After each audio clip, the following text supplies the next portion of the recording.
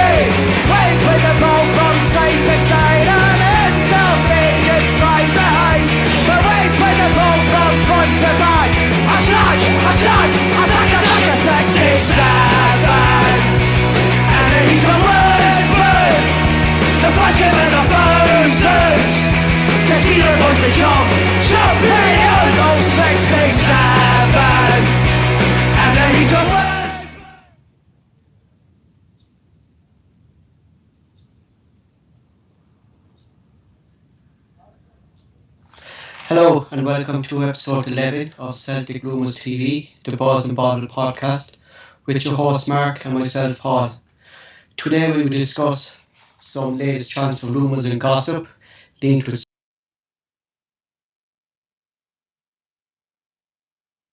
proposed Celtic and Rangers joining the English Premier League. We will also take a look at last night's match between Celtic and Aberdeen, and our guest from tonight will be Michael. That's Michael Dundee 7 from the forum. First, I'll hand over to Mark just to go through a few shout-outs for today. Mark? Mark? Can you hear me? Yep. Yeah, sorry. Oh, thanks very much, Paul, for helping me again being here, for all the help you gave us. And evening, everybody. Thanks a lot for joining us. If you've not subscribed, then please do that, and remember to smash the thumbs up button.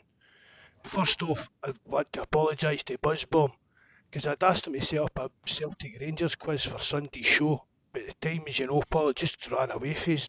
We never really managed to go the full length on Sunday. But we'll do that for the next derby if you guys want to do another watch along. And if you're up for that, Paul, we'll Yeah. quiz fit in there. And well, Mikey's coming on. I was going to mention him because Mikey's had a wee bit of a tough time his family went through lately. And I didn't twig that he's been joining us in live chat. I didn't know that was him. He's been here every episode, so well, I'm glad that he's coming on later on. Apart from that, it's just the usual shout outs to Tim Alloy, ROH, and Malika. Fingers crossed that he can get to Derry soon, spend some time with his family after everything he's been through as well. And last but no means least, Steph's son Ben, who we're all rooting for to get well soon. And you, man, hail. Perfect. So first we're going to talk about this. I suppose it's all over the news, and every fan has been football fan has been talking about it.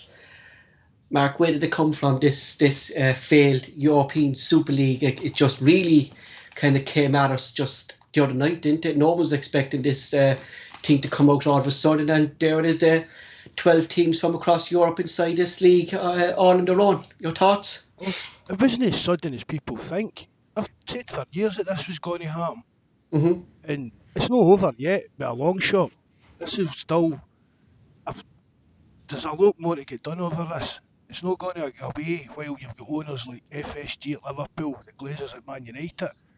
They'll just wait for all the furore to die down, change things a wee bit, and relaunch it again. And they'll keep on doing it again and again until they wear down anybody resisting them. Do you Real Madrid and Barcelona and Liverpool, they met today. They went forward for the breakaway plans. So it's not over by a long shot yet. do you think these American owners, Mark, in these clubs, are they trying to make it like American football, like the Super Bowl or things like? Are they trying to make football like that? I think they're trying to bring in their own kind of version of that kind of franchise kind of way of running things because it does seem to be the American owners that are driving it. And I know go on. Chelsea thought that the, what they were told at the initial stages it was misrepresented to them. To put it, I don't think Chelsea weren't happy that what they were told at the beginning. They weren't happy what actually came to fruition when it became public. Well, they probably told Abramovich that there was oil shares for him, so that's why he joined, I suppose. So that's why I think he came along. I said when he had the oil, but But what, UEFA, they're in a roundabout way. UEFA helping these what would you call them elite clubs or rebel clubs because they keep trying to what's the word? Pacify, is that the right word? They're trying to mhm, pacify them with the rules they're making to the Champions League and that just to suit them anyway. exactly. And what thing that gets me within the Champions League, it's the lower teams now again that's going to suffer because of this failed Super League. That the likes of Celtic, Ajax, PSV Eindhoven, they're all going to suffer now because the big six teams of every league will have to kind of more or less get into the knockout stages or the groups of the Champions League. So, it's just pleasing them really again, isn't it? So, but that's all it is. It's UEFA bending over backwards trying to accommodate these big teams that are fighting for the breakaway. Mhm. And It's turning into just a kind of version of what they're wanting anyway. But UEFA's still in control of it. That's the big thing about it. and why do you think, Mark, like the fans reacted the way they did, and especially kind of like today, no, we had Manchester United fans breaking into their jumping the walls of their training sessions today. You had Liverpool fans putting flags up saying you'll walk alone. Why was this fans' reaction? Why were the fans so opposed to this Super League? Do you think? I think a lot of the fans at these clubs like Liverpool, Manchester United, although we look on them, they've got all this money and the prices they charge, they're still most of them are just like down to earth guys like us. Hmm. And you can see that it was they don't want to be playing in this fans. They want to be playing the bread and butter in England, which they've been doing for years. It's like a tradition, really, within the fans, isn't it? Like It was just a pure money driven enterprise and it showed absolutely no consideration for the history of the game, the actual sport of football, the supporters of the so-called poorer teams.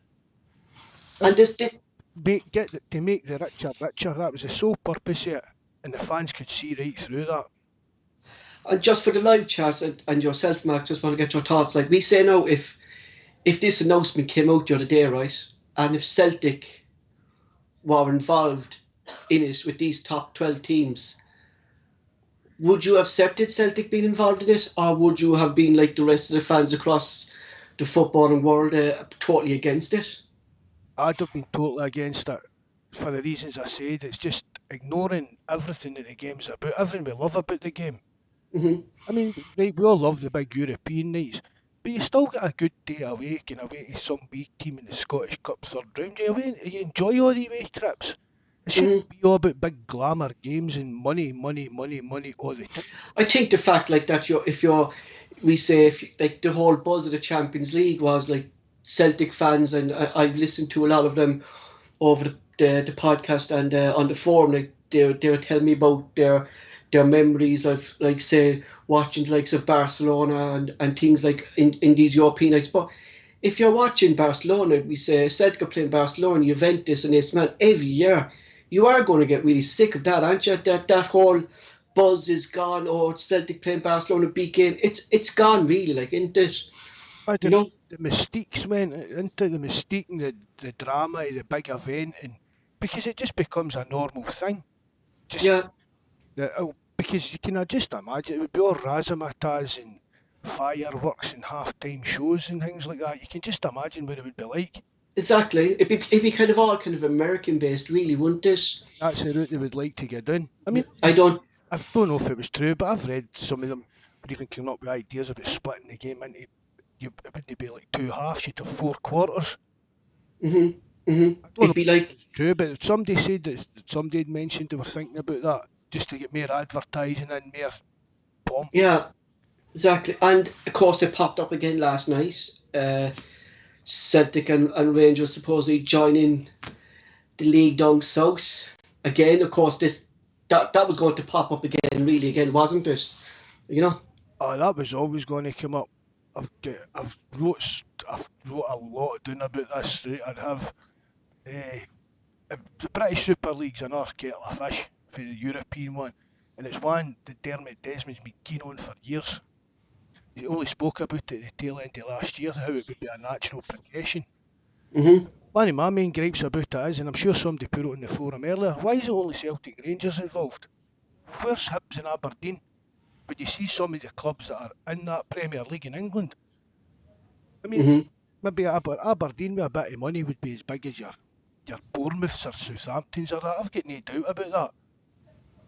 And for them to do what they're doing, it's basically just. But all we would be doing there is doing what these teams were going to do with European Super League. We're just going to go and jump in there because we've got more money. And you can you? I personally, I actually, I can't see it. I think you need, is it 14 teams, Mark, to agree for. Uh, So can you see them like agreeing, like if that's going to affect their chances for staying in the league? You know, I really can't see happening. You know, I, would I like would you like it though that if Celtic went down? You no, know, I wouldn't like it. I mean, they're saying it's the best league in the world. So why do they need Celtic and Rangers for what they all consider a tin pot league?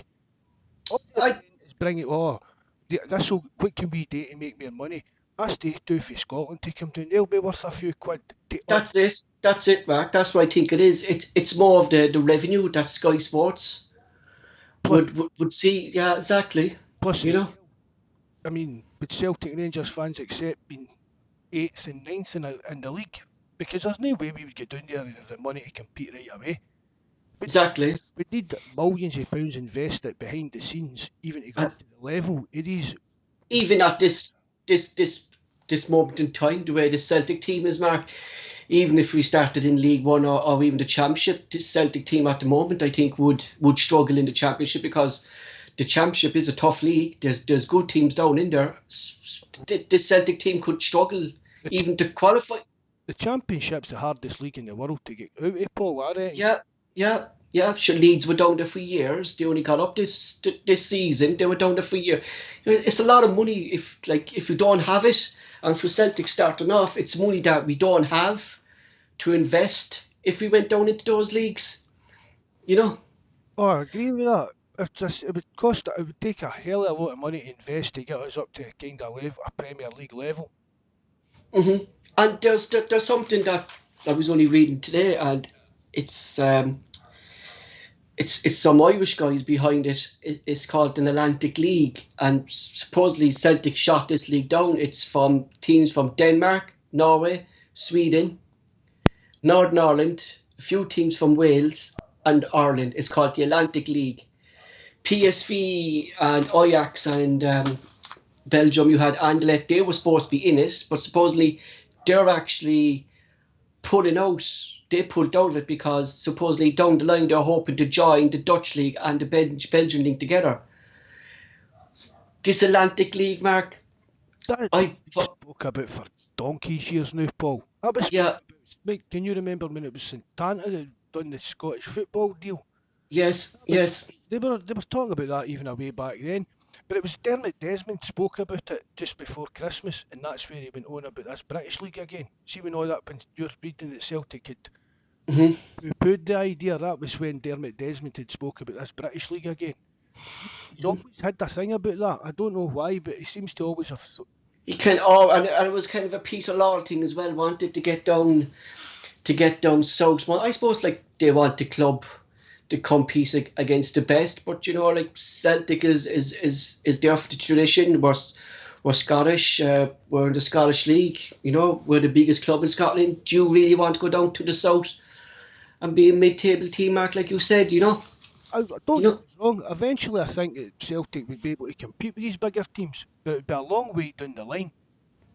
Mhm. Because even if we got, I mean, well, right away, we would probably get the same, probably kind of advertising revenue as the bigger teams down there.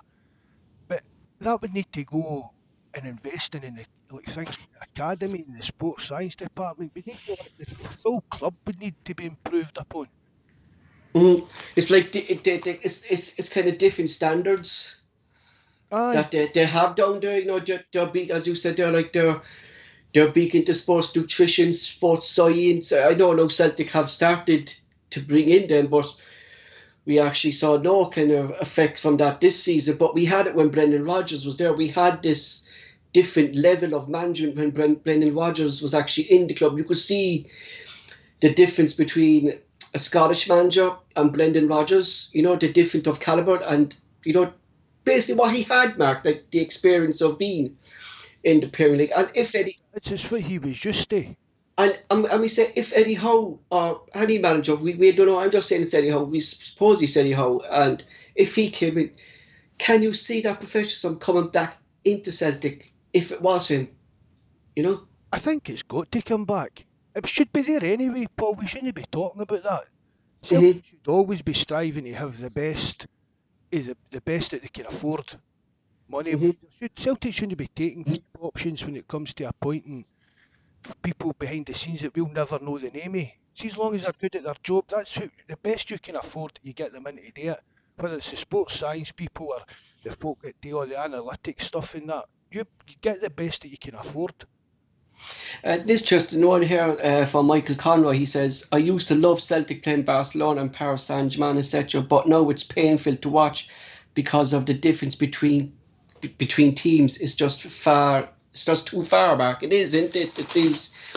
These big clubs, isn't it? That the Champions League is actually they want to beat clubs in the last 16 of the Champions League. They don't want teams like Celtic in there, do they?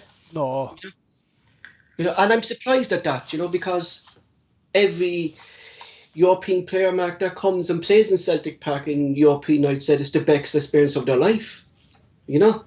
but it's still no, we're still no playing at a level that they're want to compete with each other and not bother about the small fry like us. Hmm. I mean, they want to play just not just. I mean, obviously Celtic Barcelona is a big game. There's a lot of people out of the world would watch it, but would folk do, would the younger generation now, these people the young ones that have grew up watching the Premier League, would they watch Celtic and Barcelona or would they rather watch Liverpool and Real Madrid? That's it. Like there's so much commercial behind the Premier League, and there's so little like that. These young players these days, they're all built into the Premiership as well, Mark. So going forward, Mark, what would you like the changes I, to I, be the Champions League? Going forward. the champions, I see. To be honest, I don't really see. The only reason I want Celtic to get into that now is for the money, because we're never going to progress in it. We're basically not allowed to progress in it the way we're held back with TV money and that. The best thing you could do with the Champions League is just scrap it and go back to the old European Cup system. Mhm. They're never going to do that. But I think the Mhm. British League, I think there's a good chance the British League will start. Was that something that you think these 12 clubs were kind of pushing the Champions League to do, Mark, to get them into the league system instead of all these different groups? That they were kind of, is that the kind of reform they're looking for as well? Do you think it's the likes of the Manchester United's, Real Madrid and Juventus that They're they just want? they just want to be like they don't need. Well, it wouldn't even be. It wouldn't be. It would do away with the Champions League as such. If there's Mhm. a breakaway to happen, because Man United, the 6 teams that were leaving England, they wouldn't be playing in England at all. That's it, yeah. And basically, if you took that, if you took those teams out of the Premier League, Mark, that's a big, massive loss to the Premier League. Like if you see Everton winning the league, and But do you know, basically kill their league because of mhm, I mean, if they 6 teams, see if they pushed on with this and ended up getting flung out of English football and things like that, mhm. the Premier League, they would have collapsed. And I just want, There's no I way that the clubs down there would be able to sustain their spending level, the exactly, spending level. and I just like to say, like, are Arsenal and Tottenham a top six team in the Premier League? Why are they in the Super League? Just saying. So we're going to move on from that, Mark, unless you have anything else to say about it. No, no, really, but just really, I know, like even like logistics yet, the, Hmm. the travelling for fans and things like that. I mean, see if Celtic fans were allowed to travel, they were moaning last night about having to travel to Aberdeen for a quarter to eight kick-off. Quite rightly so, but And then you're expected then to travel to Italy or Spain in midweek no, for a game. even if it's the British League, they're travelling down to London or Southampton for a quarter to eight kick-off. Would they accept it because we were getting multi-million pounds for it? Hmm. I think the one thing that impressed me most, Mark, was like the players. The players actually came out and said they were against this. That they didn't want to be a part of this league. That it wasn't right. So look, it's going to happen, as you said, Max. Some maybe down the line, another couple of years. I've no doubts this is not the last we've heard of it. Oh, definitely not. So. Court cases been going on and everything. Ed Mhm. Two's he's kind of been giving us a running commentary meetings and all the different court things and that's been going on the last few days and well, a lot of it's legal stuff is a bit beyond my comprehension, but I kind of tried to cover the gist of it there with what I was saying. So I just see something here from Pedro there. He said yes, it would kill the league in England, and Sky would walk without a backward glance. If that did happen, could you actually see? No, I just throw it out there. Could you see Sky investing more into the likes of the Scottish League if that happened? If they did put away to the Super League? No, why should they? They're getting Hmm. away with Guinness pennies.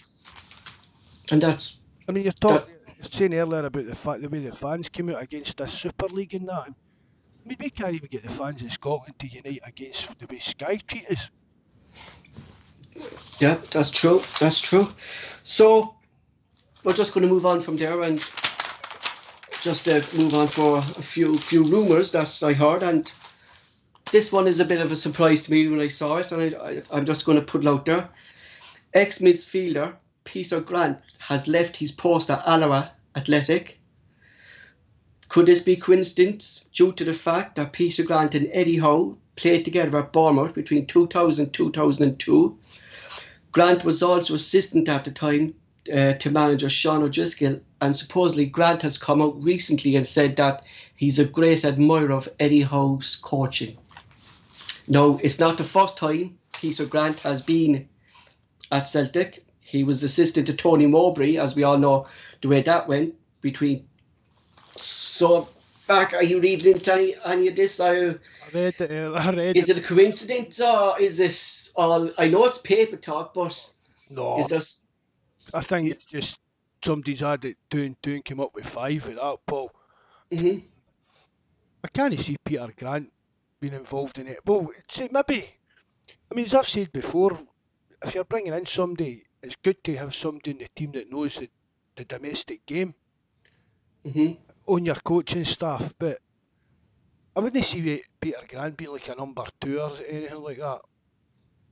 I think that's one of the reasons that Lowell went for John Collins as Ronnie Dyler's assistant, because as I said, if you're moving to a different league, it's good to have somebody on your staff that's been there and done that, but we've got John Kennedy there for that.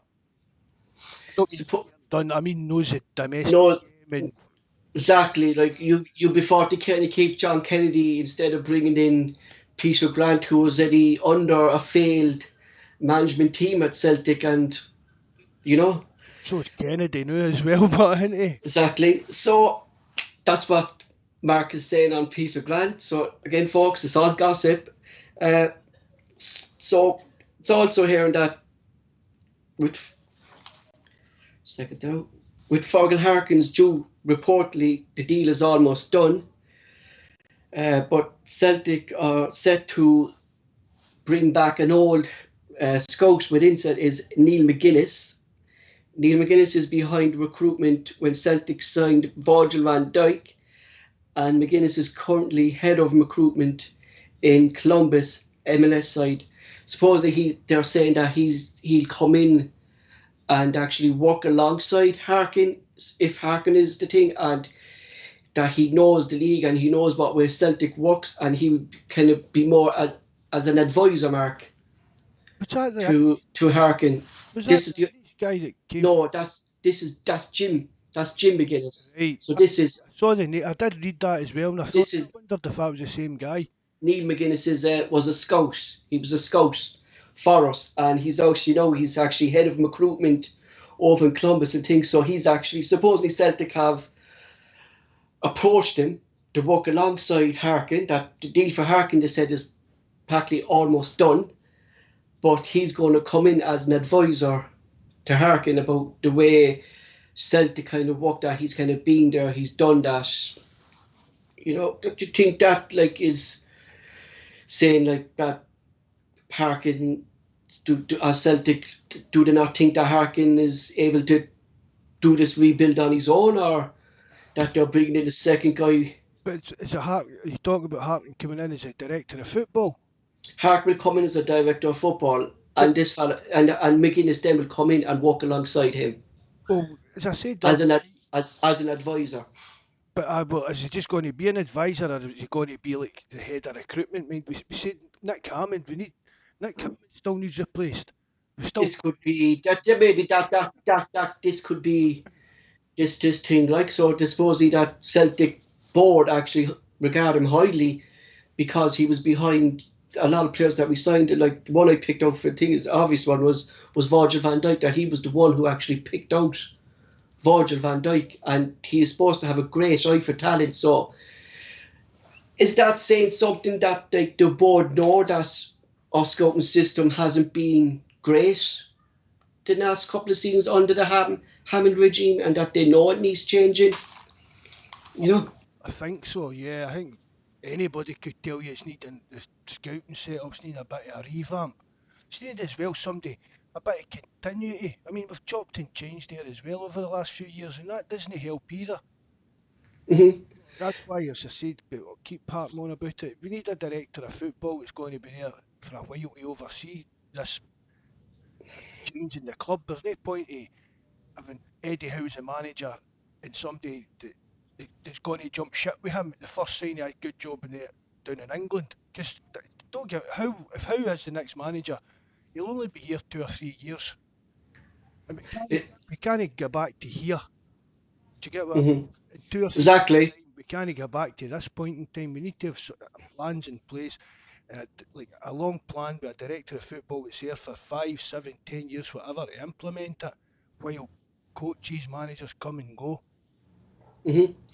And lastly, Celtic youngster Anthony Radisson's contract with Celtic seems to be in the same category as Lee Griffiths. Fans were told in 2017 that he signed a new contract that will keep him at the club until 2022, but it's the actually same as the Lee Griffiths, that Celtic have an option to extend that contract at his last year, like Lee Griffiths, and supposedly Celtic have decided not to renew the last year of his contract. Do you think that was that he's Celtic have made a decision that he's really not good enough? That they think.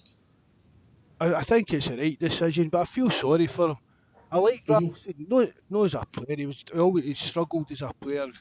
Again, he could have. It was okay when you were playing against your Ackies and people like that, but even when you were playing against half decent Scottish teams, he never really looked the part for me. But there was something about him I just liked as a person. mhm. I always want him to do well, but I knew he never would. You know what I mean? That kind Yeah, of thing. I think the he did reason the best. the reason I brought it up was because I'm linking it to the Lee Griffiths thing like that. A lot of fans and a lot of fans in the forum as well, and thought that Lee Griffiths actually had a 1 year contract, and they didn't believe that he had a 1 year contract, but it's actually Celtic have to renew it.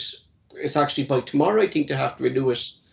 I You thought know, it was I thought it was by the end of the month, Paul. Maybe you're right, you but know, I think next week, yeah, next Friday. I You know, think Griffiths is for the off. I've said that before as well, Paul.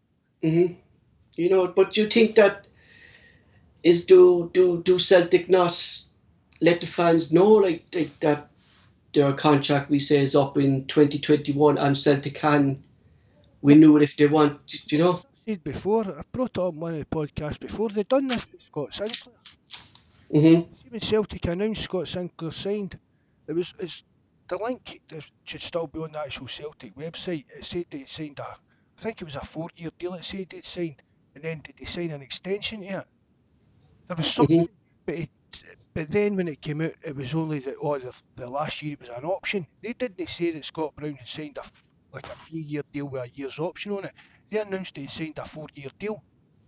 So it hmm must be a kind of common thing that they seem to do, and Exactly. we never hear about it. Never hear about it. So that's all from rumours, but you know, we will keep at them. But as you know, the Celtic board have been very quiet in things coming out, and everything at the moment is just up in the air, and a lot of things are just as Mark said, is some fella putting a pen to a paper, trying to get a few clicks. No, I thought I'd be happy bringing this up. I thought I'd see a response from the Celtic team. I thought I'd see a change in formation.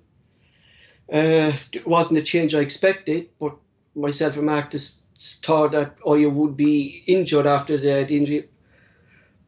Mark again last night, you know. Well, see, to be honest, I thought we should have won last night. Hmm I mean, even after we went a goal down, I mean, Edward took a good few chances. Yeah, that offside, but he was never offside for that goal. hmm Turnbull hurt the bar. We made enough clear-cut chances to win, but the age-old problem, Paul, we couldn't get the ball in the net. Is is that going down to lack of confidence, or is it due to the fact that they just don't have no interest, Mark, the strikers? I mean, that Aberdeen, one of the Edwards ones, I don't know how the Aberdeen keeper saved it. It seems to be again. We come up Uh, against goalkeepers, Another goalkeepers that seem to up their game when they're playing Celtic. game of their life, and pull off these saves. You never. One keeper that always has a good game against Celtic, and I think is the St Johnston keeper always has a good game against Celtic. The fella with the beard, I forget his name. You know the fella man about the St Johnston's keeper. He just I know he's good, but he always just makes saves that you don't expect him to make, and that was the same last night. Keepers making saves that you think Celtic would finish them. You But, know. but even probably the players even thought they were finishing them. Do you know what I mean? It was probably Edwards like thinking to himself, how did he even get to that? I don't think you could fault Edward for missing them last night. hmm And Turnbull hit the bar. That was just unlucky as well. What did you think of young Dembele coming on? Do you think he actually gave a bit of whiz? Did Well, you think when he came on? he showed a few flashes of what he can do. I mean, there's no doubt in his technical ability. It's just his physical. Is he? He still looked very light. See, by my count, and I don't know, be Buzz maybe you know better than me. Tom Rogic was on for 33 minutes and he touched the ball twice. With my, when I, with me counting it, I might be wrong with that, but he touched the ball twice in 33 minutes. Dembele showed a lot more than that in 10 minutes that he was on for. Exactly. And do you think the fact that Beaton came into the start line instead of Ira, have we seen the last time of Shane Duffy in a Celtic jersey, do you think, Mark? It looks like it now, doesn't it? It really does. I thought last night, I think that maybe his confidence is just at absolute rock bottom now as well. I think hmm that's why if he played him last night, it was just wasn't going to do any good for him. And again, look, we have to talk about it. Another set piece, Mark. I know. Another set piece for the goal. It's a big. It's not just this season. Again, and we hate talking about it, but it has been a main factor for us conceding goals this season. And it's the set pieces again. No matter who we put in the defence, Mark, it just seems to be set pieces again is the main problem. And is it down to the fact of zonal marking, or are we not able to defend set pieces? I think zonal marking's got a lot to do with it. Mm-hmm. I do. I've said that before. I mean, put people on the post and then put guys on the post and then tell you. Barry brought up, he get told where he to be on the park and who he to pick up. You're So told that as well. You're picking him up. Don't let him away for you. You're on the back post, you're on the front post, you're marking him, you're marking him. It's not difficult. So Pedro there, and I was at Pedro. Well, getting to your point, I was going to bring it up. Can we talk about the shocking team selection before the first whistle was even blown? Now, I expected a few youngsters. I know they were named on the bench, but I was expecting changes to the first, because I was texting you all day yesterday, Mark. Did you get the lineup? Is there any changes, any unexpected changes we're going to see? And you told me no, that there was beat on just for Oyer, and Oyer was injured. Are you surprised at the selection that he actually stuck to the players? I put it this way to you: is John Kennedy still picking these players because maybe he knows he's leaving at the end of the season, right? And he doesn't want to lose games by playing youngsters that will hurt his chances of becoming a manager elsewhere, that he went on a losing run at Celtic. Do you think that's why he's playing these first team players? No, because I don't think. I mean, see if he played young boys last night and we drew one each, or even get beat. The season's a dead duck. I wouldn't have held that against Kennedy. I'd have said, well, at least he's played a couple of young boys and we give him a bit of experience. We can see where it goes. Exactly. There's actually no pressure on Kennedy now. Do you know what I mean? There's nothing to play for. There's not the thing the fans would like to see a homegrown player, get a game and see what he can do for the next. And another one that keeps popping up is Zorro. Does Kennedy see something in Zorro that we don't see? Maybe he thinks that Zorro isn't the player that a lot of fans think he is. I think he's just showing a bit of favouritism to Brown because Brown's leaving. I just think that's what it is.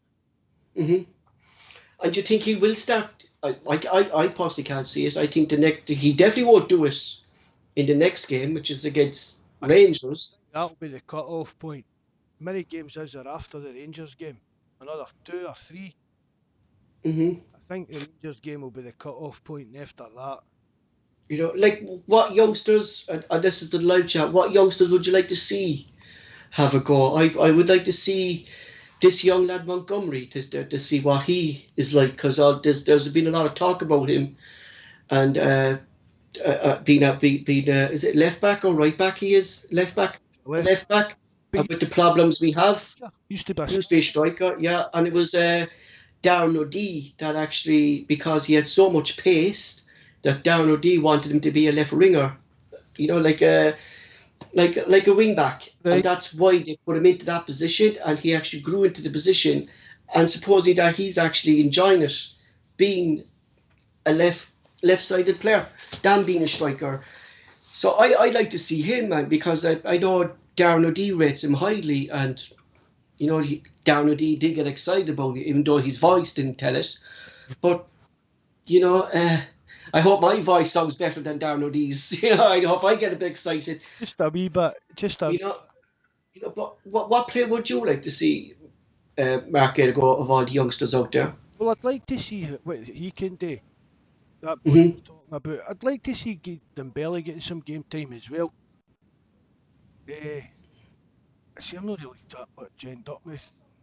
I like to like. Do you think if they did give Dembele just a few games out till the end of the season, like we say, Interesting. I'd like to see that young boy Henderson getting some more game time because I thought he done well when he came he in. done well. He done well, and he done well against Leo. Is it Leo? Is it Lille? Is it in the?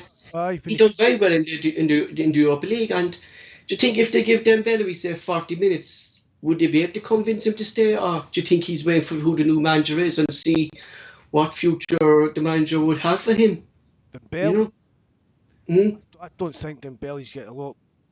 I don't think he's got to be here that long, but I'd still get him on the park because the thing about it was that Lennon told him he would be getting game time and he didn't, and that's when I think that's what he was always dithering whether he was going to be staying here. But I think that's what pushed him over. He was wanting to leave because It's hard to see such a good prospect leaving the club like that, isn't it? That like there's so much about him that the fans love, and a lot of fans have watched him since he was young. I remember watching him when he was 16 on the YouTube juggling the ball as a little boy and stuff like that. But it is sad to see these young players leaving Celtic, isn't it, without getting a real go of it. You know. it definitely is. What's the point of having an academy and that when you're no giving young players I spoke about even a path to the first team, Uh, let alone any game time. Buzzbomb says Aberdeen's 17-year-old left back did well last. I think any 17-year-old would have done well at left back against Celtic last night. So it doesn't matter if I could have played in goal, lads. I could have sat on that sideline against the post, smoking my fag, and Celtic still wouldn't have scored against me. Who, So who was a young boy we signed for Arsenal? Oh, Flex, what's happening? Flex. Where's Supposedly Aston Villa are looking at him. Bart. Aston Villa are looking at him. That's what I read about him. That Aston Villa are looking at him. That they rate him highly, and they've watched him a few times this season and last season for Celtic reserves and youth teams. So there's another player that's actually going to head. And I actually thought he was a player who actually would actually break in to the Celtic team this year. I thought he would have been in about the first team squad this year as well, but Yeah, because he was in there last year, before the lockdown. He was actually in and around the first team on the bench, but he hasn't even been on the bench. And when the COVID situation then with the boy came in, he wasn't even getting a game. Do you know? So that worries me. We spoke about lots of things. We're not going to go back into it. Is that the lack of a plan for the youngsters within the first team? Like, and it just shows it like that. Even with the COVID, like our youngsters really aren't getting a game. You know? that's a big problem. There's Steph boy saying that Flex is not going to make it. He's a waster. Oh, there you go. Maybe he's another one that's got ideas above his station. So last, and we spoke about him. I spoke about him, but the deal has now been confirmed that Patrick Camilla has left, supposedly for a fee Celtic paid for him 3.5 million. We knew it was going to come, but I gave my opinion on it, and Mark said he doesn't know much about him, but I think we could regret this decision to let him go without giving him actually a real chance, Mark. Camilla, what I've saw of him and what I know type of player he is, I think Celtic will struggle. And shout out to Kev83. He was the first person that ever mentioned anything about that, wasn't he? Mhm. Mhm. On the forum, Kev says about him going to America. Mhm. Whether he should have got a chance or no, I don't know if I believe the story that we get our money back for him, but But you think if we did get our money back, Mark, do you think like you really see a player leaving a club where he hasn't done well for the exact fee that the selling club paid for him? Do you know, like, does this LMS team actually see a player in him that I'm we actually haven't? Do you know what I mean? Do you know?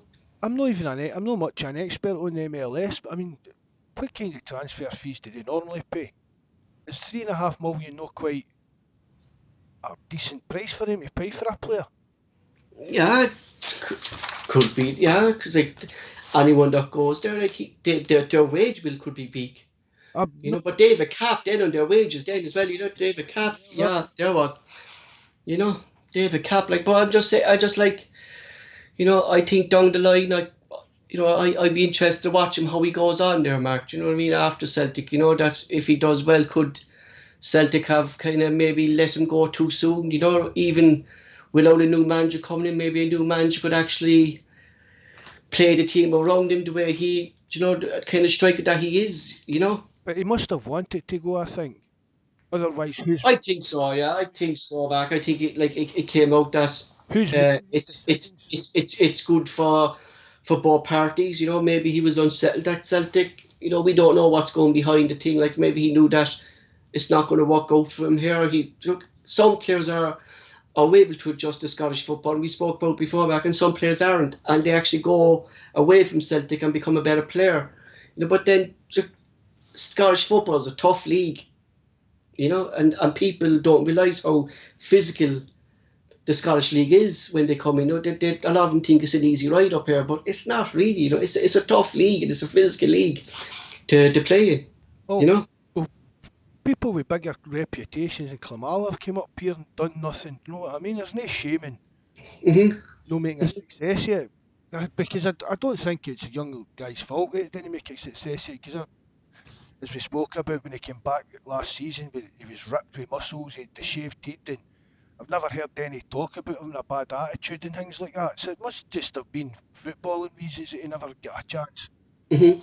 So Who's making these? See if it wasn't him pushing on for the move and wanting the move. Who's making the decisions at Celtic? Now? Do you get? it's luxury too for a young player to actually maybe go off to America and play as well, Mark. He's getting into the good weather. He's going. He's not going to be down in Aberdeen in the lashing rain and stuff like that. Maybe he wanted to go as well to be. It's a chance of a lifetime, isn't it, for a Yeah, player? 20, 21 years of age now.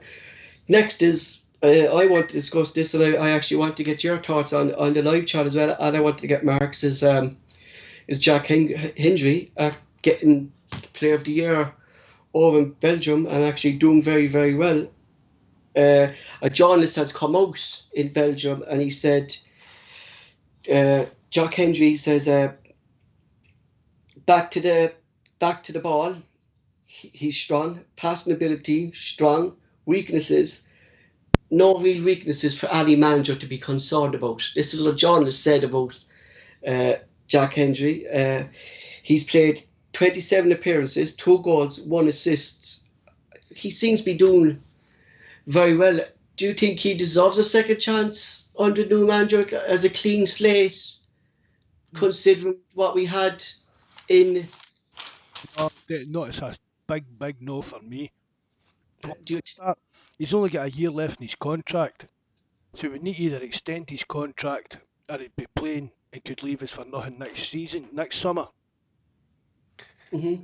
And initially, I thought he'd agreed and committed himself to moving to. Supposedly he's not. He's actually wanted to come back. I think is this. He's not. For what I've been told, he doesn't want to come back to Celtic. He's got no intentions of coming back. Mm-hmm. But I thought he'd made the agreement with Østenstad, KVO, I just call him. But it turns out he's only when he made the move, it was only a principal agreement. But they've actually opened negotiations because they want to sign him, so they're taking that on. But his career's for Celtic. His career's over for me. But you think, considering that players have actually benefited from going out on loan, the likes of Callum Mack and Christie going out on loan and actually coming back a better player, do you not see that in Jackman, that you actually seen enough for him, that he's too lightweight for the kind of defender that we want? I don't watch the Scotland games, but apparently he had a couple of stinkers for Scotland as well. It was just back to the Jack Hendry we know. I'm not convinced about this great improvement in him because I don't watch much of the Belgian league, but there isn't even many players for the Belgian league that are in the national squad. Exactly. I don't know. Somebody said that in the live chat. Yeah, the Belgian league must be garbage. I wouldn't say garbage, but the Scottish league isn't the best. But I wouldn't say the Belgian league's that far in front of us really. No, I agree with you. You know, I agree with you, Mark. I don't know much about the Belgian league, you know, but And see, even if he but- did, see if Hendry did come back, right? Even with the likes of Ayer and that going, would improve the Celtic defence to and it's not really an improvement then. the level we need it to be or we want it to be. hmm But to me, no, I'd rather have young Welsh. hmm It's like Rod McNair says some players are just not suited to certain leagues, and Jack Hendry is probably a good example. You know, Paul Kelly says I thought he looked ropey in Scotland games. There's as well. I was reading that as well. I don't watch Scotland games, but was it Austria they played or was it Austria they played the other week? And he got a bit of a ribbon for his performance in that. hmm One thing I see here is for like bad signings and stuff he said, and one player I don't have him on my list, but I want to bring him up that we had here because Pedro has brought him up. Is bottom goalie. He is going to be back at the end of the season. Uh, what's your thoughts on him coming back? Do you think Celtic get rid of him straight away for what he did and what he cost us this season? I think if he is actually like comes back to Celtic, it'll just be like on paper. hmm His agent's trying to get him a move away, and somebody will take him. Do you know what I mean? It'll just be his loan. I don't think they'll keep him on. As you know, they've not done too well in Turkey, haven't they? No. No, I no, don't no. think they'll take him on, but his agent's shot him about to try and find him a move. So if he does come back, it'll just be a paperwork idea. His loan's over, and then there'll be a transfer out of the place. Steph says Bangori's not good enough. What price actually, Mark, did we pay for him? Bangori, if anybody knows in the live chat, I think it was nearly 2 million or 2 million or 3 million. Was it? It was a fair bit of money, you know. Mark's gone. Keep Doug's attacking me again. you know 3 million we paid for Mark. And do you think we're going to get that back for him? No. Oh, no, I don't think so. But we might. I mean, we might. There's crazy transfer prices. It's hard these days to judge a transfer fee. hmm I mean, 3 million's no a lot of money to a team in Europe. You know, It's a lot of money to Celtic for a player that hasn't kind of it's a lot of done money for very that. well. Like, do you know, like you have to question. Like, who would you question there, Mark? Would you question Hammond there because of the transfer fee, or would you question Lord for the transfer fee there of this player? Because it is a lot of money for Celtic to be, and same with Barkas, 5 million. That's a lot of money too for a keeper. Like who goes about these transfer fees really? Well, that's Lowell. It's Lowell that negotiates these deals, and it's him that was choosing who we were signing. He'd be getting a list of players off Hammond or whoever, and Lowell would work doing that and look what's the best deal for Celtic to make money on. That's the way I hmm think Lowell looked at a lot of transfers. hmm hmm Like, so see, like who Celtic could make a profit off down the line, buying for three, maybe selling for 7, 8, or that kind of a way. I think that's a big part of what Lowell's outlook was when it came to make decisions about who signed in that. And do you think that would change with Dominic McKay, or do you think that's just the way Celtic? Like, we do have to make money, obviously. Like, but do you think that would change in some way, Mark? You know. I don't mind the CEO making the choices about how much we can afford and things like that. But hmm actually, the play it should be a coming together of the minds. The director of football and the finance guy should work on the best that they can get. Do you get what I mean? Director Yeah. of football should say, what about him? What kind of money is that going to be? Oh, you're talking maybe £8 million and 25, 30 grand a week wages. We can't afford that if we're going to try and buy a right winger as well this season. Do you know what I mean? Because that's what has to Exactly. happen. Exactly. That has to happen. Like these are. Who's second on your list? Well, we could get him. He would cost only 3 million, but if it works out, we've got a player in our hands, kind of thing. And I mean, every transfer's a gamble. We've brought in players like Duffy and that we thought were going to be a success. No, we brought in hmm players we thought we would never see near the team, like Frimpong, and he just burst onto the scene and we sold him at a massive profit. hmm hmm Terence Casey says, surely we should be looking at more quality than quantity. Yeah, you could agree with that, like, but Years. like, but as Mark said there as well, you have to think within your budget what you have as well, Mark. You have to. As long as we're signing people for their footballing ability and know the chances of making money on them, that's the way we've got to go. Buzzbomb says, what about Ferguson and Nesbitt, Mark? I'd take Ferguson, right? I'd take him, no bother. But I think Aberdeen would maybe be looking for crazy money for him. Crazy money for him now, yeah. Especially that he could have scored 2-3 goals last night, really, Mark, couldn't he? He was man of the match last night. And so look, we're going to move on from transfers and the match stuff. So we have Michael. It's Michael Dundee 7 from the forum. I think Mark's going to get him on the line, and we're just going to have a chat to Michael and see what's his concerns about Celtic and what way he thinks and what way he'd like Celtic to be in the future. Mark, is he on the line? I'm just going to ring him up, Paul. So, folks, it's just me.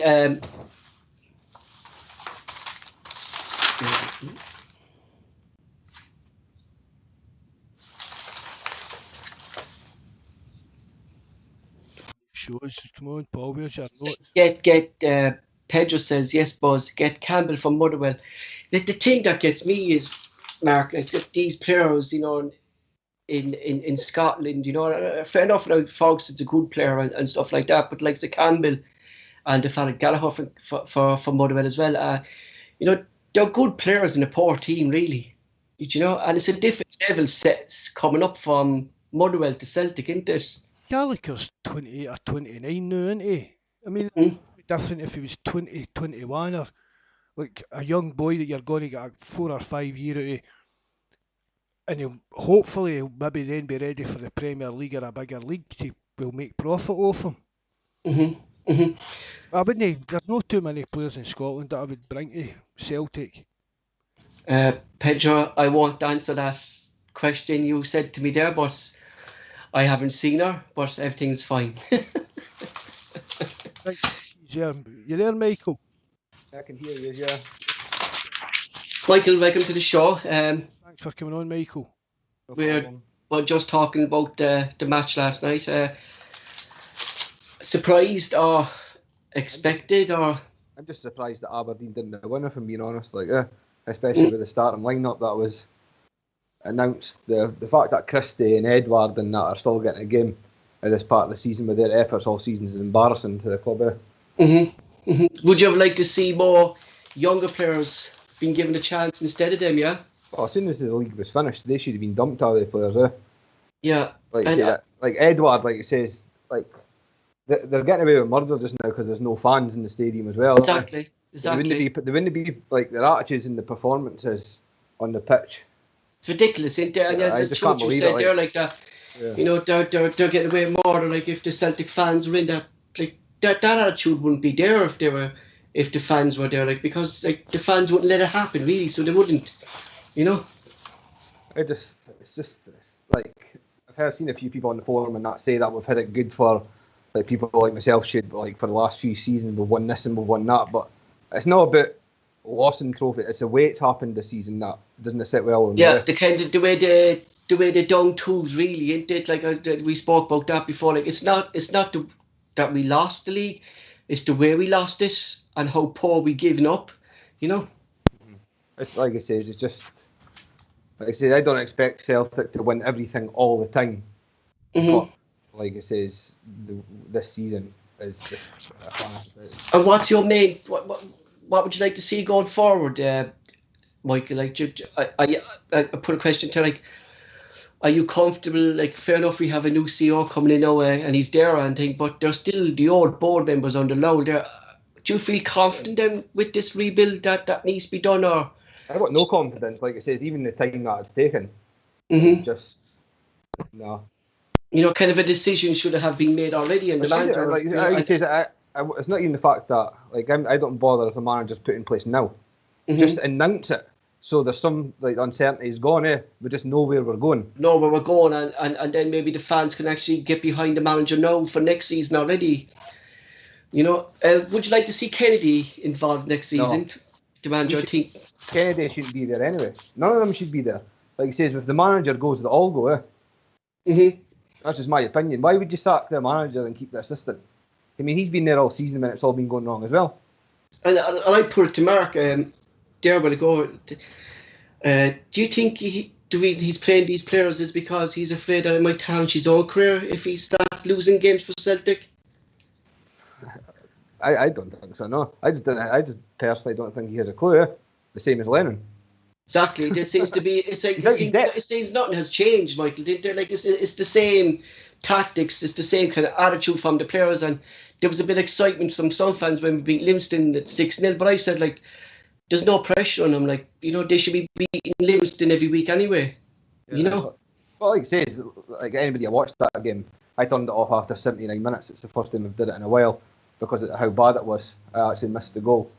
But how Aberdeen didn't win that game 3 or 4, I'll never know. Like, I think this season we're actually lucky that Aberdeen and Hibs actually were poor this season again, or this Celtic team would have been lucky to finish second the way we played this season.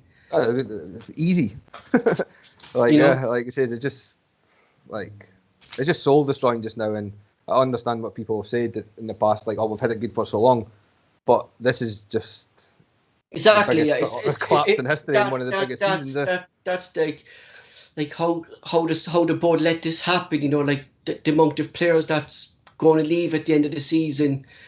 You know, like it's the biggest rebuild like in Martin O'Neill. Like, and you'll be the same as me. Like, you know, I don't feel confident in the board in this rebuild that the same old board members are there. Mark, what's your opinion on that actually? You know, that the same board members are going to be there. Do you think Dominic McKay is going to have his own way on the board? I spoke about that the other night. I said Peter Lowell would walk in. He walks in anywhere, and Peter Lowell is the most important guy in the room, according to Lowell. And well, at Ian Banker, he's like somebody's wee grandpa. The way you just, I think Lowell just went in and to board meetings and said this is what's happening, and they all just sort of nodded like we nodding dogs. Think it'll change though with Dominic McKay coming in, though, that there'll be more of a... No, because I think they'll either stand up to McKay, say, oh, that's not the way Peter Lowell done things, which could be a problem, or that's not the way we usually do things. Yeah, it's kind of like that. That's... Or we'll just sit there and be quiet nodding dogs again and just do whatever Dominic McKay wants, which isn't good either. You need... JFP keeps going on about problems at a higher level. That's a problem for me. The board's all been there for that long. We're needing 3 years on the board, and we need Dominic McKay. He'll be on the board and he'll bring in fresh ideas. But we need other people that are on the same kind of wavelength as Dominic McKay, and aren't they just happy to sit there and just be just that wee better than Rangers? Because the board just happy to be that for years. Do you think Dominic McKay would bring in his own people, Michael? Or would he, you know... I would hope so. Like I say, this is the whole club needs change from top to bottom. Like I say, there's no point, this season's done. It's time to just change everything. And what about the likes of Harkin, we say, coming in, and maybe it could be Eddie Howe, we don't know yet. We actually saw rumours, it could be Roy Keane, it could be anyone. Well, at the start, I was actually hoping for Fergal Harkin and Enzo Maresca as the pair, because they've worked that well together at Man City. And people say, oh, Maresca's only managing the under-23s Man City and this, that and the next thing, but he does kind of work within the programme Celtic work with, don't he, with youngsters, progressing youngsters as well, didn't he? It's a massive step up for Man City under-23s to Celtic managers. That was my main concern with Maresca. Dealing with the press. How would they deal with the press in Scotland? I mean, you know what they're like with a Celtic manager. He's coming up. Like, do you know what I mean? It's a big step up for him, managing him. Not just on a football level, but in actual, what's the word? When you're exposed to everything in his life's going to be, look, do you know what I mean? Half the city's going to hate him and his family, and half of him's going to love him. He's never... Can you see Eddie Howe be able to hack that, Mark? You know, we talked about that the other day. Do you know what I mean? The only person I think that would be able to hack that, of all the candidates is Roy Keane. Well, that would be the only plus point for Keane and me, but the JFP says, I know Bournemouth's a wee quiet seaside down in. We'll have all chavs from North Cork coming off to Scotland with their socks tucked into their pants behind Roy Keane. you wouldn't know what hit you over in Scotland if they came over. No, trust me there. So how do I put this? What players like we know the players are leaving and think, but out of the team, Michael, like what two, 3 players would you think that deserves to be here next season? And there's not any really. It might not go down well, but I'd love to see Barkas given the chance, because before signing for Celtic, he was one of the most sought after goalkeepers in Europe. Greece #1 in that. And it's obviously not worked well for him up here, but I still think it's worth at least giving him another pre-season, another chance to settle in. It's not been easy for anyone during this pandemic to settle in. This has probably been the worst time to actually go to a new club. It's a new club, yeah, exactly. The guys came from Greece. I think he's worth another chance. And I'd build my team around Turnbull. I think he's that good. I think he's the best player we've got just now. Well, I agree with you about Barkas, Mikey. I think Barkas deserves another chance under a new manager. Yeah. I think that's been the main effect for a lot of players, and for me, I think it affected Duffy as well. I know Duffy's been very poor this season, but like Duffy's dream was to play in front of the Celtic fans, and with the fans not being there and the death of his father, and it did take an effect on him personally, and it is a bad time to be joining a club during a pandemic when you have really no social life. I'd like to see Barkas have another go, because if 5 million is a lot of money to be paid for a keeper who's not going to be your first choice. I just like you say, I only ever seen him, if I'm being honest, when he played against us when we played AEK a few years ago. I thought he looked brilliant. Yeah, obviously that's only in 2 games, so it's hard to. But like I say, with the reputation the guy had and the money that's been paid, I suppose too that you could say then as well, like it's hard for any keeper to play behind a defence that Celtic have this season as well, isn't this? Yeah, like I say, and if you're going to saying that a third player, which is hard to push considering the players we've got, I would love to keep Christopher Ajer. Like, he'd be my #1 shout for captain. Like, Callum McGregor's never a captain. He's never a Celtic captain anyway. In my opinion, I agree, Chad. That Ajer would be, I think, between all the players this season, and like we know Ajer wanted to leave, but he really never let that affect his performance. And you could even see the hurt when Celtic lose a game in Ajer's face. He's the only one. When he celebrates tackles and he celebrates like stopping goals and tackles like he's scored himself. I like that. Exactly. And so like the big improvement. But what's the position most you think we need to invest in this season? Well, it depends on who's going out. Obviously, that's the thing. But like I said, I don't think in 30 years of watching Celtic, I don't think I've ever seen as many set pieces going against us ever. Yeah, it's unbelievable. Like, but why do you think that is? Like, is that down to like there's a few comments came out like, and people saying like that they practice this on. Some people are saying like that they practice these defensive drills on training. A few other people are saying that it's not the type of manager that Lee Nennan is to practice these drills. Do you know? Like you kind of don't know what to believe, but looking at the way we've defended this season, you can't really say that they've practiced these drills, can you? Well, I can only go in. Like I say, I played a decent level of junior for about 15 years with Lochie United, a team from Dundee. And, whenever we were like in training and that, not once in 15 years did I hear the word zonal marking. Yeah.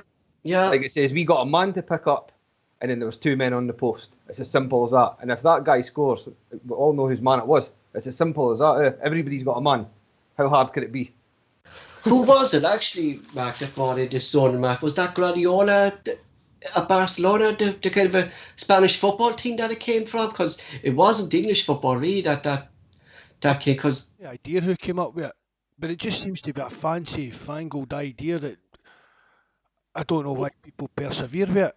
I've never seen it. I've never seen it been a long-term success for any team. It's Mhm. the stupidest things in football, I think. It's Uh, Pe- the way they try to overthink things and complicate things. Well, uh, he says there, Barry said the same thing. And I mean, any of us that have played football for any team, even when you were a young boy playing with your school team and your boys' club, that was how you get taught how to defend at set pieces. Pick your uh, man up, you're marking him. Do you know, even your mhm. manager was shouting at the byline, telling you, you go to him, you're marking him. And no, Mhm. somebody put it on the live chat the other night, we were talking about it, and somebody says, a bit of grass has never scored a goal. Which is, I mean, that's basically what the player's doing. I'm just watching this bit of grass to make sure nobody's near it. They don't know the type of grass that can score goal, do they? uh, Buzzbomb is saying there that the last time Celtic went for 10 in a row, we also lost. We lost 9 games and we drew 5, but they also won 2 cups in that season. So is it the pressure, do you think, of the 10 in a row that maybe affected the players, or was it just down to bad attitude, Michael? I think it was bad attitude and bad management. I mean, it's not just one person that's to blame. It's the whole group. Mm-hmm. It's a team game at the end of the day, like you say, and right from the management or board right down to the players on the bench. So Absolutely I trust somebody rotten all season. that Pedro brought up there. He said that if the board worked better with Brendan Rodgers, the 10 in a row would have taken care of itself. Do you think if Brendan Rodgers was still in charge of Celtic, that the 10 in a row would have been there, Mark? I think so. If Peter Lawwell had backed him, even though I think maybe I've got to a stage that Brendan Rodgers did, no saying didn't want to be here, but he'd one eye next. If everything was going his way and we were on course for 10 in a row, I think he would have stayed to do it. Michael, do you think that like Brendan Rodgers also failed in Europe, like so? He doesn't have just failed in Europe. We got some of our worst defeats in Europe under him. Yeah, that seems to be Celtic. Actually, we always get, but it's the groups that fans want, isn't this? I'm maybe different than like it says when they draws coming in, you've got PSG. Like I remember back in 2003 or 4 when we played Barcelona and we beat them 1-0 when Alan Thompson scored. Like going into that game, I was confident we were going to win. When we beat AC Milan 2-1, when Scott McDonald scored, I was confident we were going to win, or at least give them a game. Playing against PSG and Barcelona and that just now, it's about no conceding more than 5.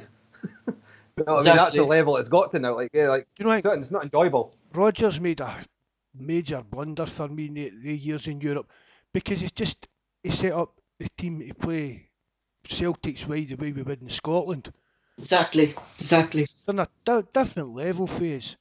I mean, like he says, Neil Lennon, he's due when he's first here and that, he knew how to set up Europe against these bigger teams, which was sit back, defend, and then try and hit them in the break when we'd get Samaras and that to run up. But Rodgers thought, oh well, I can go and just play your normal game, lads, and that, and we'll see how things go, and we get totally destroyed.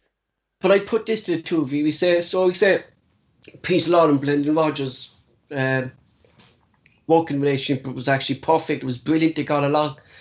If Leicester still came in for Brendan Rodgers, do you think he'd go, Mark?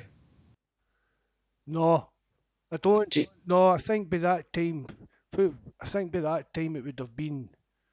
It'd have been well invested.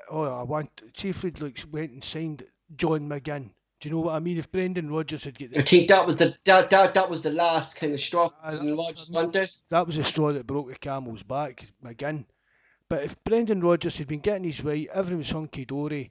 Even if he said, "Oh, I can't wait to get this 10 done," either way, whether we win or lose, just to get out of here and back down to England, fair dues. But I think he would have stuck a bit for it. Did a question that I asked Welchie on the forum and JFE in the forum, and I say the same to you, Mike. Do you think David Edmonds is up for it? Or do you think he's kind of lost interest in Celtic? Or do you think he's going to make a statement and show Rangers and show the media that Celtic are the #1 club in Scotland? I still think he's interested. Like he says, mean, he still spent some decent money last season on players like Barkas and that, did he? Mm-hmm. You know what I mean? Like he says, I mean, he can only do so much. He's put up the money to get the players in. If the players underperforming, then I mean, he's not. He's not really thing like he's putting the money. He's trusting these people to run the club, as you said, Mark. Like Desmond kind of stays away from the running of the club, and he puts the likes of Peter Laurel and the board members into that position to run the club. You know. Well, that's on other sites. The term they use is an absentee landlord. I don't see a problem with that if the people at the club are doing their job. And for the first time in years, Peter Law's failed to win us the league, and Dermot Desmond's get shot at him.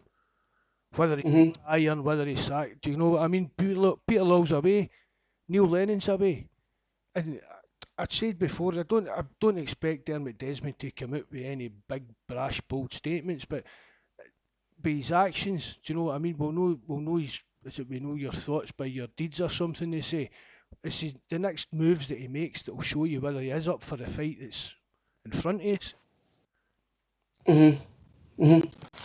Appointments are going to improve things. I mean, it would be hard not to improve things. And it's up to the CEO, new CEO, get a new manager in, revamp the club. If all this is going to happen, you'll see that. Well, him doing that will show you that he's interested and still up for it. There's one thing actually there I noticed, and there was a question that some people said on the forum, like that Dominic McCoy is 2 days in the job and still no press conference. What are they expecting him to do, really, Michael? Do you think that they want him to come? How would he be doing a press conference like? That's what I've seen. CEOs be doing press conferences. You'll get some puff piece on Celtic TV with Jerry McCulloch asking him scripted questions, and that'll be a lot. That's fine. That's how you want for that position. I don't want to be reading about our CEO in the paper. A CEO shouldn't be who your club's defined by. It was the same as when Peter Laurel came out after the Dubai thing and he apologised to the thing. Like, the CEO really shouldn't be coming out doing that, should he, Mark? You know? No, he shouldn't have. To me, that was bad PR. You know, and he's actually taking sorted PR department at Celtic. Yeah. You know. Who advised Peter Law to do that?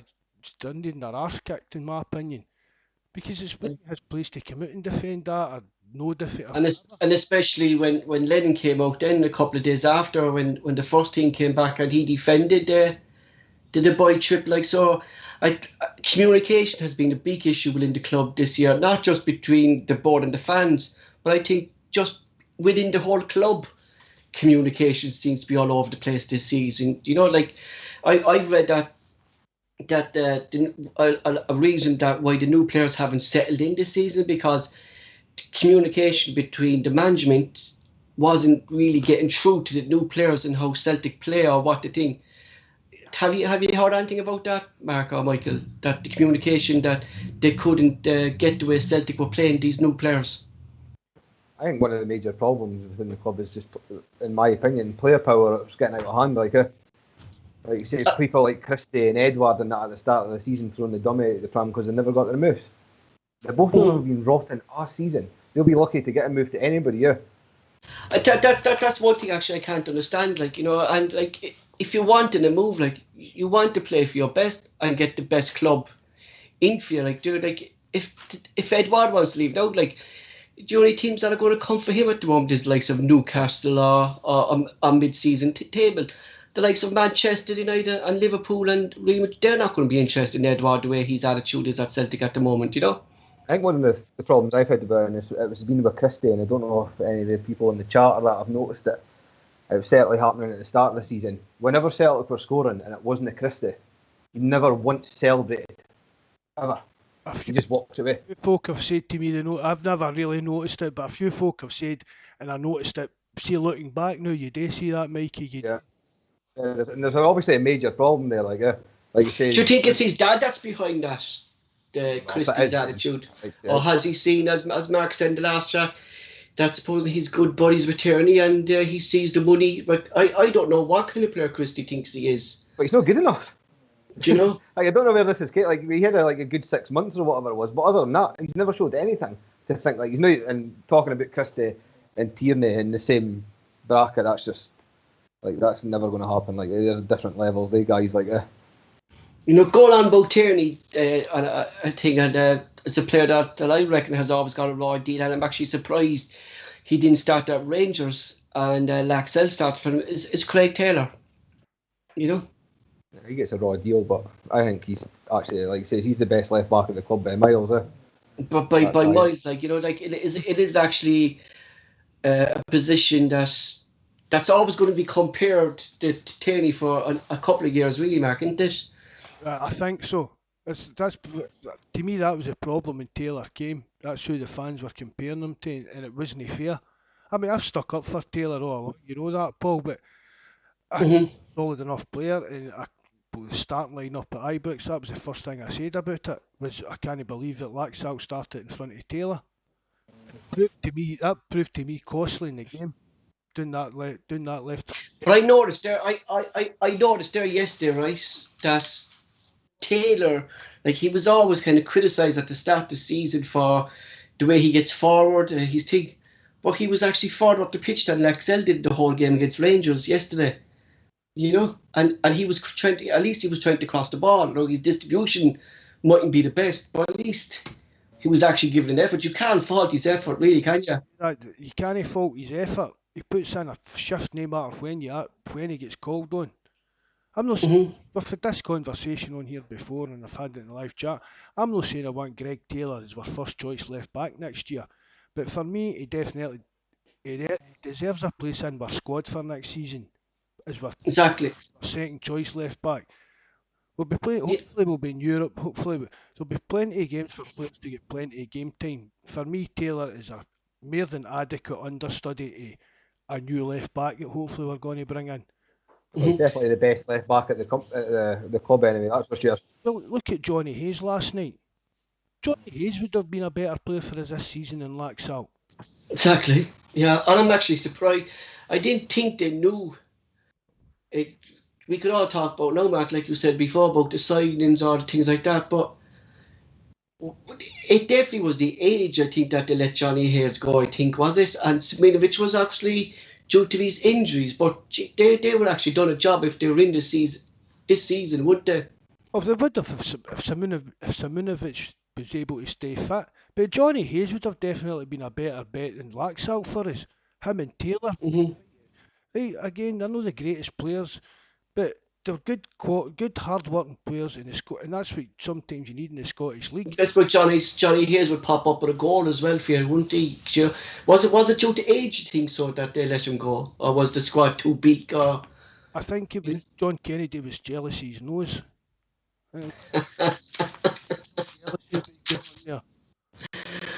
Oh God! Look, man, Johnny Hayes, isn't he? So, Pedro was saying Armstrong was a good player. I think that's it. I think that's what a big problem is. Like these players go like Armstrong, Taylor, and we don't kind of replace them with quality players. It's kind of more of a mediocre player that we kind of like. We never really replaced Armstrong, did we? We never replaced a lot of players. Like you says, they just like I said at the last chat I was on. Sinclair was the big one for me. One way that he was traded and forced out the club anyway, but they never ever replaced that guy. He scored a lot of goals for us. I always liked Sinclair, and Mark said as well. And I said like he did get the way he got treated by the club in the last season and things like that was really bad form from the club to treat him like that. And he actually, the one player who actually I thought he loved actually playing for Celtic, didn't he, Mark? You know. You could tell that he was settled and happy. You know, Scott Sinclair was enjoying playing football for Celtic the first few years he was here. And you know, to me, he was one of the best players we've seen during the 9 in a row run. He definitely was. I thought Scott Sinclair was a brilliant player for us. He played in his whole career. He admitted it himself. I was watching some. It was his best time he played. Yeah, it was the best. He played the best football at Celtic. Yeah. I'm just going to say that, like, because we saw it with James Forrest being out injured when he came back, and we saw it last night with a few glimpses of Dembele, that the team has no wingers, and that's really affected the way we've played. But that's why we kind of play this diamond thing to fit these players in. How did the club not recognise that we had no wingers inside the first team, Mike? I've got no idea. Like, it's just poor recruitment. It's just poor from all dimensions of the club. Like, it's just all bad. Like I said, Sure, players like Mikey Johnson and that. Like I said, they're just no good enough. It's been obvious for years that he's no good enough. He wants to learn how to pass the ball when he's on the pitch. Do you think is that what they were thinking, Mark? That they had Mickey Johnson, they had young Dembele, and they had Forrest there with the ringers? Do you think? No, I don't think they thought that. If they thought that at all, I agree with Mikey. I thought it was just another bad decision that was made along somewhere in the chain of decision making. Exactly, like it's it. If they were going to be relying on Dembele to be back up for Forrest, then Dembele should have been playing right wing instead of Christie for the last few months. You know, I think Christie, like playing Christie out in the right hand thing, is just a waste for Jersey.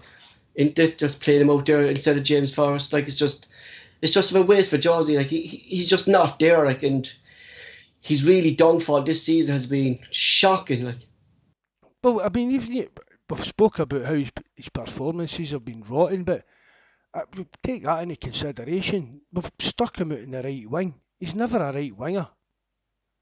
But that's what I'm trying to say, Mark. Are we like I said to you the other day, supposedly that this diamond formation was played by Lennon because he wanted to play all his favourites in this diamond team, the likes of Encham, Brown, Cal McGregor, Christie, and that's the only way he could. Maybe I'm just saying it. Maybe Lennon didn't think that wingers fitted into his system. That's the way he wanted to play, to keep all these players in the first team, because that was really one of Lennon's downfall, was playing his favourites. And it's the same with John Kenny as well. Is playing his favourites, really, isn't it? Like the all-reliables, isn't it? You know? I just think that you can't, like, watching football for years, some people have got different opinions. I don't think you can hear a good team out wingers, Like, I think you've got to have wingers, but again, times have moved on, and that maybe... At least, say you'd need at least one in your team. Even for even in the fancy new modern game, as you say, Mikey, but I agree, you need width in your team to do anything. Yeah. Because we saw that, like, you know, I remember in the Rangers game, Cal McGregor was passing, had the ball in the just in the centre park, and he was looking down the left for Laxell. Sure, Laxell was down by our half, and he was marking no one. There was no one up. Everyone was in the Rangers half, and he was there just like, it's just like players kind of don't know what they're doing under this management team, like be it Lennon or Kennedy, or they just look the season finish, get this season with over it. I want out of this club. Mark? I think that some of the players have got to take the game by the scruff of the neck as well. Because I was expecting that. Forgot how to play football. Like Carl McGregor, another one. What's happened to him? That's certainly, What's your opinion actually on that, Michael? Is Cal McGregor, like, what happened to him this season? Is it the fact that Brown is playing and he's trying to cover Brown, or is it that Mark saying does he want away from the club? Going on about Brown, like, and great servant, great captain for the years. How is he playing? The performances this isn't just a sympathy act. You know, that's what's kind of looking at, isn't it? That it's kind of like, oh, we play you because you're a great servant to the team. You gave so much years to the team. We'll play you anyway. He's made his bed. He's moved on to Aberdeen. It's been confirmed that Celtic tried to keep him for a year. It was turned down. Like I said, give him his cameo appearance at the end, the last game of the season, or the last game at Celtic Park. That's fine. Exactly. But I think fans want to see, like, if Zorro is the player to take over him next season, like, players want to see, and like, especially for the Rangers game next week, like Buzzbomb said, like, do we play Zorro in 2 weeks' time against Rangers, Mark? I would. I said that I put it on the forum, and I've said it on here. I'd have gutted the team after we lost that cup game, because there's nothing left to play for. So why guys game time that aren't going to be here next season? Plan for the future. That would show at least some planning going forward. They were talking about the young left back. Give him some game time. Young Dembele. Maybe if he gets game time, maybe we can swing him to stay. Get Brown. Mm-hmm. Said he's not going to be here. As Mikey says, let him have a wee swan song the last home game of the season. But start planning for what's going to happen. And if the next manager's been decided and he's watching these games, let him see what these young players and fringe players can do before he comes in and says, well, I've not seen you in a game, son. I don't know what you can do, so you're starting on the bench this week. Yeah, exactly. I've got a few pals that are Dundee United supporters, obviously living at this neck of the woods now, and they actually can't believe that Brown gets a game ahead of Sorrow. Like, it's embarrassing, like, that he's in the team before him. Like, I remember it was probably against Dundee United actually when Sorrow scored that goal. I think it was from about 25 yards that went in, and even they say, like, where's that guy been for the last few years? You know what I mean? That's interesting. Know that your fans are Dundee fans. Well, what actually are fans saying about this? It's interesting to say what different fans are saying about Celtic rather than the Huns. I've got all my mates support Dundee United. Mm-hmm. No Dundee supporters, and Dundee United, they hate Rangers with a passion, like it says, and they're devastated that they're where they are just now, like, because in their opinion, it's the worst Rangers team. Well, obviously, since 2012, it's the worst Rangers team ever to win a league, ever. Like, yeah, and that's the opinion of most other Scottish, like, and that's Dundee United, Dundee, whatever. They've all got the same opinion. It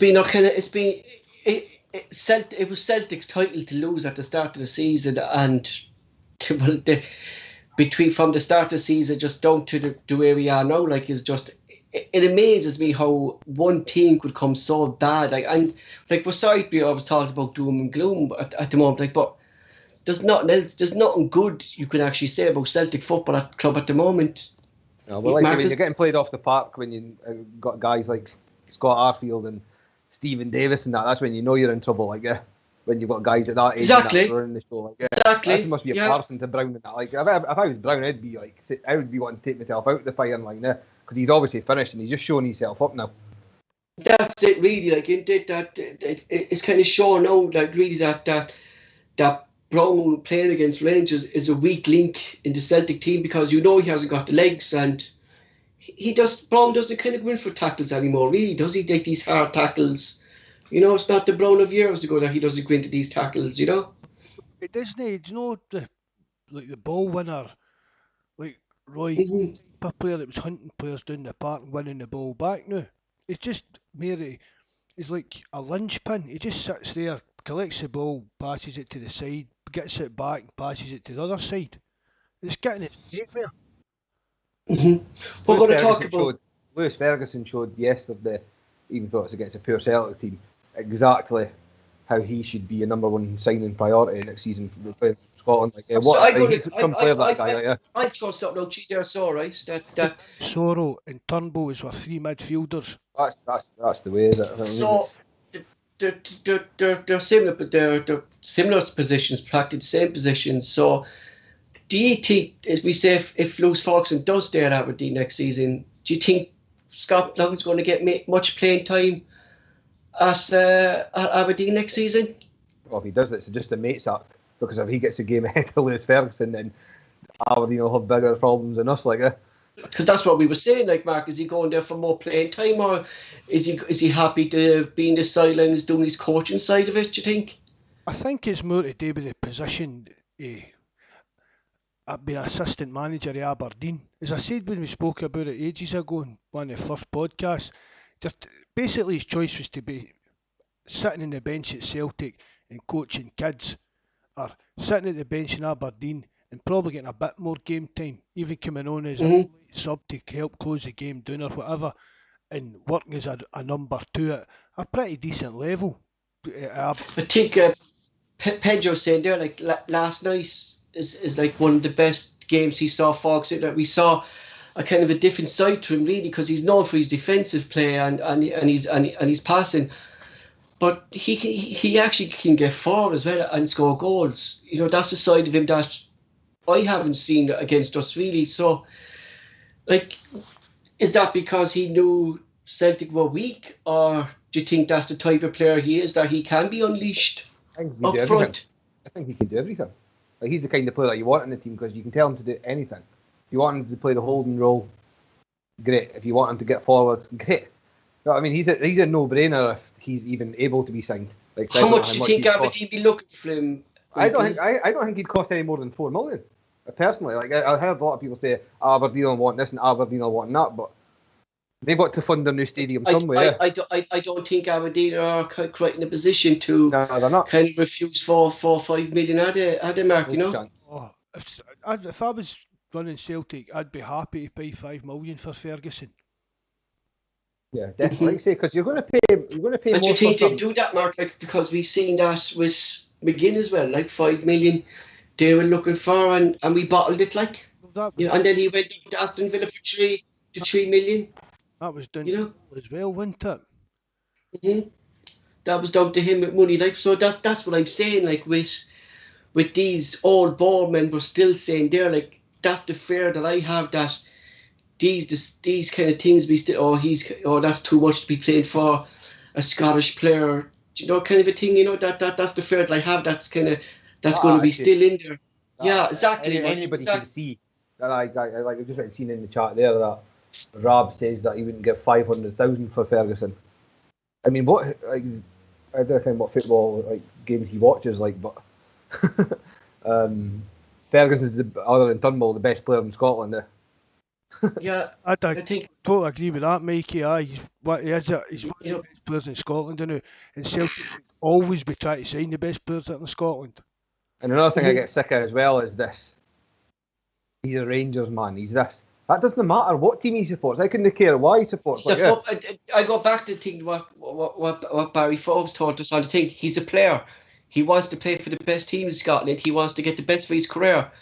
So Honestly, that doesn't come into it, you know. Like, and there will be no doubts. I've no doubt about it, Mark. Like that, there will be some fans that would hold that against him because his whole family are ex-Rangers players. You know, they will be like that. You know. but see if he comes in and perform to the level that we know he could, they'll soon forget about it. There's been Rangers supporters played for us. No, I mean Kenny Dalglish. Danny McGrain was in the biggest things. Aye, Danny McGrain, Kenny Dalglish. It's just, to me, that's just immaterial who they grew up. And as I've said before, if Ferguson's only like that, they're no better. Barry was just a daft young boy and get caught up in some stupid things, but honestly, the full family isn't that way. His mum and dad, they're nice people. See, it's not as if you're not getting into your grands if you sign for them. There'd be nothing like that. One thing you could say about Barry Fox too, and I saw him a few times on commentary, like, he's not biased towards Celtic or nothing, like, you know what I mean? He's not like the fellow on Sly TV, you know. He's not like totally like, he gives his judgment what he thinks it is. You know, that's the one. I think Bawz agrees with us. They're saying that he thinks the problem could be going forward is because it's the same board members there in the club, and that's why I'm asking people, like, do they think it's going to be the same story next season with these? Like, at the end of the day, Mark, these board members, they want their money. You know, that's what the end of the day, Mark. They want their money, and like, if we say McCoy says 5 million for Ferguson, like, my fear was that these board members say, no, that's a lot of money that Peter Law wouldn't have paid. That's the problem I have, that these fellas are still there, and I don't. Hopefully, I think it would change, but I don't see it. Like, you know. That's the reason. That's how we're in this. Like, this is. Yeah, exactly. That's why we're in this. That's one of the reasons we're in this decision, because, like Mark said, like, it was kind of Law's decisions in signing players, and it was kind of his way or nowhere. And these fellas, maybe they were afraid to go against Law, though, Mark. Do you think? Yeah, well, it was either one of the two. They either just sat there like nodding dogs and agreed with him because, as you said, they were scared maybe to go against him, or they just it's his job to make a decision, so let him do it. So either way, it can work for Mackay. If he goes in and these old men are just sitting there saying, well, on you go, son, do what you need to do. But if Mackay's going in there and saying, well, look, I'm listening to the guys that are paid to make these decisions about football players, he doesn't know much about football. So Mackay's going to be trusting the director of football, who's going to be trusting it. That's why. And it's up to Mackay to get in there and say, well, no, whoever it is, did Fergal Hartling has said that this guy is worth £5 million, and I'm going to go with what he says because he knows more about football than I do, and probably knows more about football than any of us in this room now. That's how he's got to approach board meetings. If the board's going to try and block any changes he's going to try and make, it's up to him to get his own authority on the boardroom. And I'd like to see getting Dermot Desmond's son onto the board. But I don't know how that would go with Dermot. But Dermot Desmond need to step down for the board. I don't know how that would work. I thought he was brought in some capacity though. Was he Dermot Desmond's son? There was talks about it though. But has he been brought in? Well, there was talk about him actually joining the board. Because he turned up at the AGM and that instead of Dermot. Yeah. And then there was even talk about him replacing Lowell, which I don't know much about what the guy business acumen or qualifications for that job is, but obviously he didn't get that. What about? Go on. No, you go, Paul. I'm just going to ask Michael an opinion there. What role does this fella banker play, Michael? What's his role? I know he's but what's his role in the club? One of you. I don't know half of them know what the roles are anymore.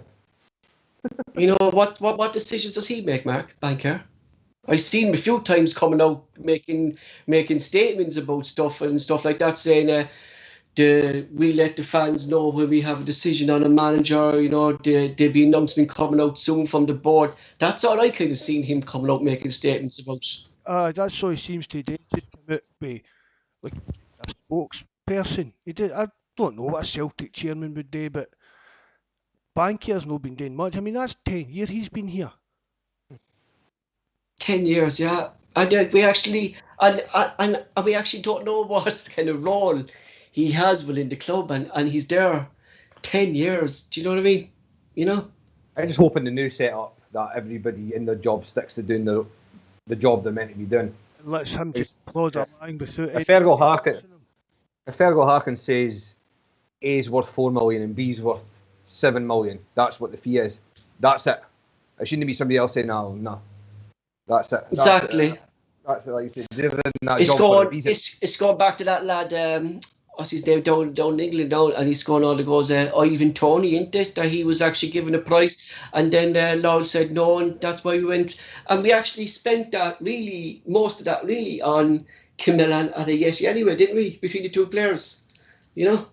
Speaking of actually getting into that, that's something I wanted to bring up actually, was this Albion Ayeti.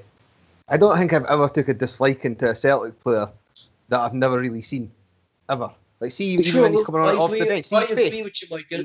I agree with you. Just everything about him, I just didn't like the guy at all. I agree with you. Anytime he's substituted, and you're looking at him, can you not see why you've been substituted? What have you done on the pitch? Mark was here. You were saying, Mark, you heard stories of an attitude, laziness. To him. Do you think that's why West Ham let him go? What was it? One of the worst people he'd ever met in his life, and that was an actual quote that came involved. Do you know what I mean? I kind of took, and it proved to be right. Do you know what I mean? And McAvenny came up and said as well about him. I read it before. McAvenny came out and said as well about his attitude, thing. What do you think that? I say West Ham must have been laughing when we came up with 5 million. Well, I would have liked to have thought that Moyes would have maybe had a word and says, look, this boy's a bad egg, that's what I would have thought, but maybe he was just more interested in getting, like you say, their Celtic paying stupid money for a diddy again. Here's a question. Just get the money in. Lined up for a loan, was it? No, was he not coming in loan and then all of a sudden we were... A loan? Oh, you know... 5 million on him, yeah. I think West Ham saw... See, I think what put me off before it even went through as well was, remember, he took what was it, a week or two to even decide if he wanted to come. Mm-hmm. Like And I he was was telling us whether he was wanting to come or not. And That that's didn't what I happen, kind of like. fear with Eddie Howe as well. You know that, like, why is he taking so long to make his decision? You know, or has the decision already been made and Celtic board aren't going to announce this? I don't think they're going to announce it now. I think it's going to be the end of the season, Mark, isn't it, when the season finishes? I think You know, it announced maybe a bit before that. I think season ticket forums will play a big part in when announcements will come.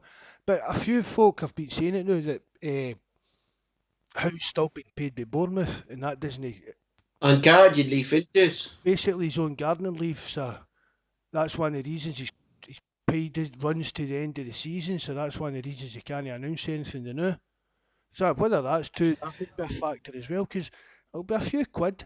So why rock the boat if you're getting a few quid for sitting in the house, kind of thing? Just to make Celtic fans happy. Maybe be odd. So, folks, I think that's it for tonight. Thanks to Michael. Flew by again, didn't it? Yeah. Michael, thanks for coming on. Appreciate it. At short notice, lads. This was really short notice that Michael came on to us. For myself, thanks again to Mark for another great show. That was my own fault for not replying to a message in time. So Not at all. Look, don't worry, Michael. Okay, thanks very much. Michael came on and understand what we're saying. Michael had a fear of coming on the show because of all the technology, but lad, there's no fear coming on. Get on the line, get in contact with Mark. You know, it's a great show. We want to hear your comments. Every comment is different. And if you do want to come on, me or Paul will get in touch with your Skype without being live on air and guide you through how to get it all set up. So all you're doing is clicking a button, and that's you. Exactly. So, folks, it's just clicking a button. For myself, thanks very much for tonight. Mark, over to you. Thanks very much, Paul, again for everything that you do. And thanks very much for coming on, Mikey. No problem. Everybody that joins the live chat, thanks so much for all the support. If you haven't subscribed, please subscribe and remember and hit the thumbs up button. And for me, that's good night. God bless. Thanks very much, lads. Hail, hail. Hail, hail.